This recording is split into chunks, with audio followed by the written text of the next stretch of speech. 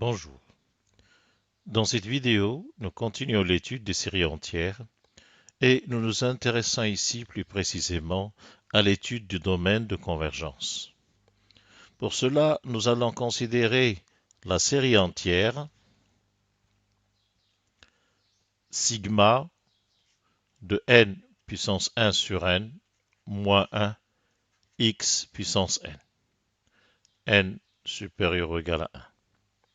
Le coefficient de xn est ici an est égal à 1 n puissance 1 sur n moins 1, ou encore exponentielle ln de n sur n moins 1. Notons que la limite de ln de n sur n lorsque n tend vers plus l'infini est égal à 0. On peut donc développer cette exponentielle lorsque son exposant, qu'on peut appeler u par exemple, est voisin de 0. Nous avons donc exponentielle de ln de n sur n moins 1 qui est équivalent pour l'exposant voisin de 0 ou bien pour n voisin de l'infini à ln de n sur n. Donc le coefficient à n est donc équivalent au voisinage de l'infini à ln de n sur n, qu'on peut noter Bn. En prenant n supérieur ou égal à 1, nous sommes devant des termes positifs. Donc, puisque an est équivalent à Bn, alors les séries entières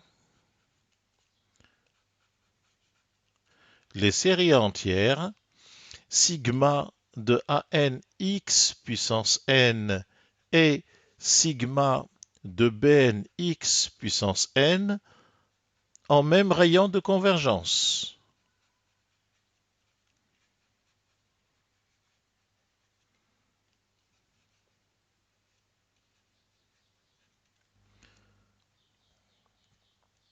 En effet, l'équivalence de an et Bn nous permet de dire pour x fixé,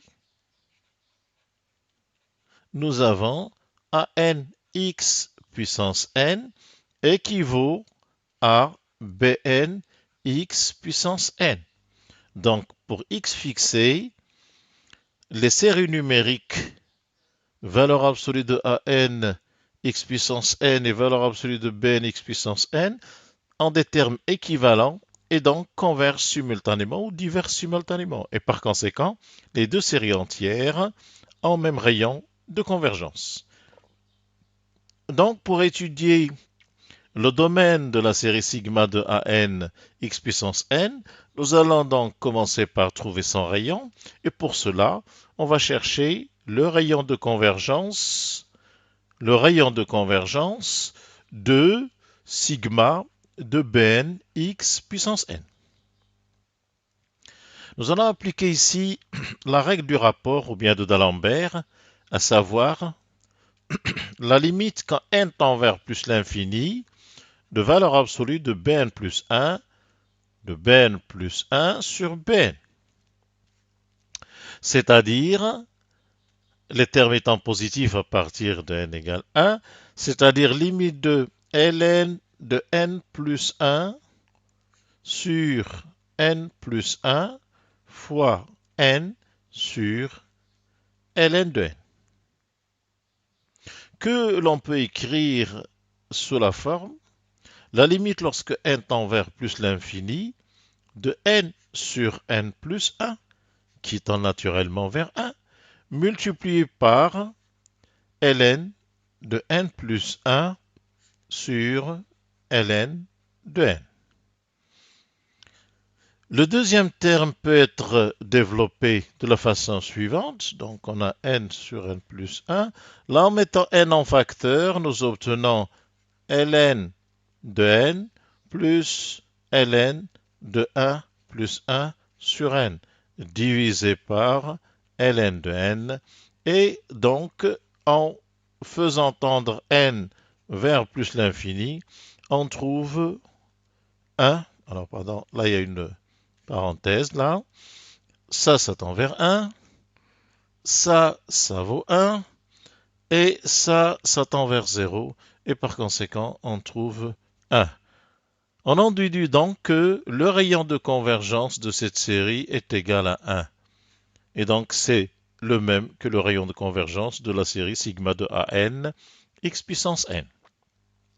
Pour ce qui est du domaine, il reste à étudier ce qui se passe en x égale 1 et x égale moins 1. Pour x égale 1, AN x puissance n s'écrit n puissance 1 sur n moins 1, que l'on peut écrire exponentielle de ln n sur n moins 1 et qui équivaut pour n assez grand, voisinage de l'infini, ce terme est positif pour n assez grand, équivaut à ln de n sur n.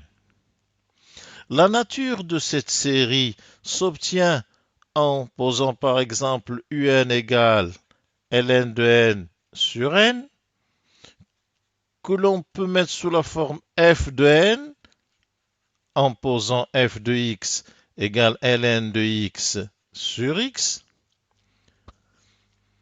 Si nous nous plaçons sur 1 plus l'infini, nous avons ici une fonction dérivable dont la dérivée est égale à 1 moins ln de x sur x au carré et qui s'annule pour e et qui est donc négative. F' de x est négative déjà, par exemple, pour x supérieur ou égal à 3.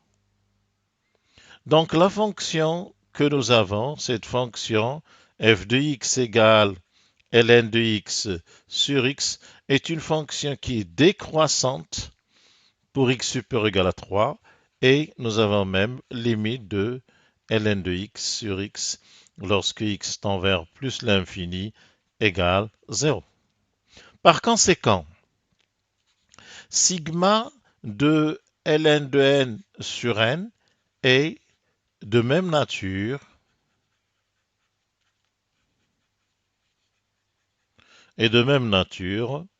que l'intégrale généralisée, intégrale de 3 plus l'infini, de ln de t sur t dt. La nature de cette intégrale est immédiate. En effet, nous avons l'intégrale de 3 à grand X de ln de t sur t dt est égal à 1 demi ln carré de t à prendre en 3 et grand X, qui est égal à 1 demi ln carré de grand X moins 1 demi ln carré de 3 et qui, lorsque x tend vers plus l'infini, tend vers plus l'infini. Par conséquent, l'intégrale généralisée est divergente, donc la série est divergente, donc il n'y a pas convergence pour x égale 1, et par conséquent, x égale 1 n'appartient pas au domaine de convergence. D'accord? Donc, il reste à étudier le cas où x est égal à moins 1. Dans ce cas, ANX puissance n devient moins 1 puissance n, n puissance 1 sur n moins 1, que l'on peut mettre sous la forme moins 1 puissance n Vn. Alors, nous avons envie de dire qu'elle est alternée, mais pour cela, il faut étudier Vn.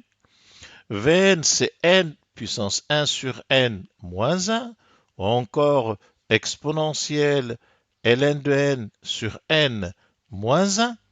Alors, pour étudier la monotonie de Vn, nous allons considérer la fonction g de x, on a déjà utilisé f, g de x égale exponentielle ln x sur x moins 1. C'est une fonction qui est définie continue dérivable pour x positif. Nous avons donc g' de x égale la dérivée de ln de x sur x, qui n'est autre que f' de x fois exponentielle ln x sur x. Et on a déjà vu que cette quantité est négative pour x supérieur ou égal à 3. Par conséquent, la fonction g est décroissante pour x supérieur ou égal à 3. Cela signifie que Vn est décroissante pour n supérieur ou égal à 3.